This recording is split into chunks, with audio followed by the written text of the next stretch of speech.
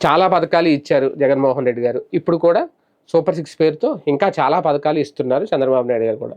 పథకాలు ఇవ్వకుండా ఏ ప్రభుత్వం ఉండదండి. అందులో నో డౌట్. కానీ ఇచ్చిన పథకాలతో పని లేదా? ఇచ్చిన పథకాలతో ఉపయోగం లేదా?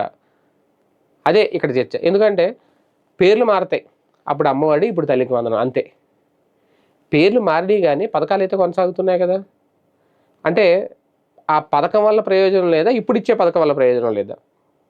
జగన్ ఇచ్చిన వాళ్ళ పథకం వల్ల ప్రయోజనం ఉంది. ఇప్పుడు ఇచ్చిన వాళ్ళ పథకం వల్ల ప్రయోజనం. ఎందుకంటే 15,000 ఇప్పుడు 13,000 అనుకోండి ఇచ్చేది. ఆ 13,000 రూపాయలు ఇస్తున్నాం కదా తల్లికి వందనం. మరి స్కూళ్ళకి పంపించొచ్చు కదా మీ పిల్లల్ని అనేది. అంటే ఆ పథకం ఒక్కటే ఇంపార్టెంట్ కాదు. వేరే రూపంలో ఇతరితర పథకాల రూపంలో ప్రతి ఇంట్లో తల్లుల ఖాతాల్లో ఏదో ఒక డబ్బులు పడతా ఉండేవి జగన్మోహన్ రెడ్డి హయాంలో. బీసీ కార్పొరేషన్ అనో, వాళ్ళు బీసీలు అయితే కాపులు అయితే కార్పు కార్పొరేషన్ అనో, లేదు ఇది తల్లికి వందనం అనో, లేదంటే డ్వాక్రా సున్నా వడ్డీ రుణం అనో, ఇంకా రకరకాల పథకాలు ఏదో ఒక రూపంలో, రైతుల డబ్బులను ఇలా ఏదో రూపంలో పథకాలు పడతా ఉండేవి. ఆ పింఛన్లను అవను ఇవను కొత్త పింఛన్లు యాడ్ అవ్వడం ఇవన్నీ కూడా ఇప్పుడు చాలా వరకు తగ్గిపోయినాయి. కొత్త కొత్త పథకాలు, కొత్త పింఛన్లు ఇవ్వట్లేదు, కొత్త పథకాలు రావట్లేదు. ఉన్న పథకాలే రెండింటిని పక్కన పెట్టేశారు. ఆ 1,500 రూపాయలు ఇస్తాం అన్నారు మహిళలందరికీ, అది ఇవ్వలేదు. 50 ఏళ్ళు దాటితే బీసీ, ఎస్సీ, ఎస్టీలందరికీ కూడా పింఛన్ ఇస్తామన్నారు, అది ఇవ్వలేదు. ఇలాంటివన్నీ కొన్ని పక్కన పెట్టేసింది ఇప్పుడు కూటమి ప్రభుత్వం. మేము తల్లికి వందనం ఇచ్చాం, వాళ్ళు అమ్మఒడి ఇచ్చారు కదా, పెద్ద తేడా ఏముంది అని అనుకోవచ్చు. కానీ ఆ డబ్బులు ఏమైపోతున్నాయి? తల్లికి వందనం రూపంతో వేసిన డబ్బులు పిల్లల చదువు కోసం ఎంతమంది ఖర్చు పెడుతున్నారు? నిజంగా డబ్బులు ఖర్చు పెట్టేవాళ్ళు అలాగే ప్రైవేట్ స్కూళ్ళల్లో జాయిన్ చేసేస్తారు.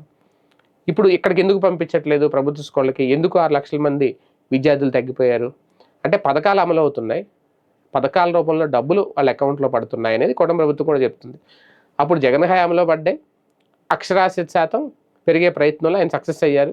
స్కూళ్ళకు ఖర్చు పెట్టారు, స్కూళ్ళు బాగు చేయించారు, పిల్లల కోసం మధ్యాహ్న భోజనం పథకం మార్చారు, కొత్తగా మెనూ యాడ్ చేశారు, వాళ్ళకి బ్యాగులు ఇచ్చారు, యూనిఫామ్లు ఇచ్చారు, షూలు, టైలు అన్నీ ఇచ్చారు. అన్నీ ఇచ్చి వాళ్ళని స్కూల్కి రమ్మంటే వెళ్ళారు. ఇప్పుడు ఏమున్నాయి? అప్పుడు నోట్ బుక్స్ ఇచ్చారు, అన్నీ ఇచ్చారు. ఇప్పుడు ఏమున్నాయి? 15,000 ఇస్తున్నాం కదా మేము. స్కూళ్ళు అప్పుడు ఎలాగా డెవలప్ చేశారు, వాటిలోనే కంటిన్యూ అవుతున్నారు. కొత్తగా స్కూల్ డెవలప్ చేసింది ఏముంది ఇప్పుడు? అప్పుడు నాడు నేడు పేరుతో ఆ కార్యక్రమం పేరుతో స్కూళ్ళు అన్నీ బాగు చేశారు. ఇప్పుడు ఏ కార్యక్రమం నడుస్తుంది స్కూల్ బాగు చేసే కార్యక్రమం చెప్పండి? ఇదొకటి. కాకపోతే పథకాలు కంటిన్యూ అవుతున్నా కొత్తగా అయితే మాత్రం యాడ్ అవ్వట్లేదు. అంటే ఆ పథకాలు ఆకర్షించలేకపోతున్నాయా? ఇప్పుడు ఇస్తున్న పథకాల వల్ల సరైన లబ్ధి పొందట్లేదా?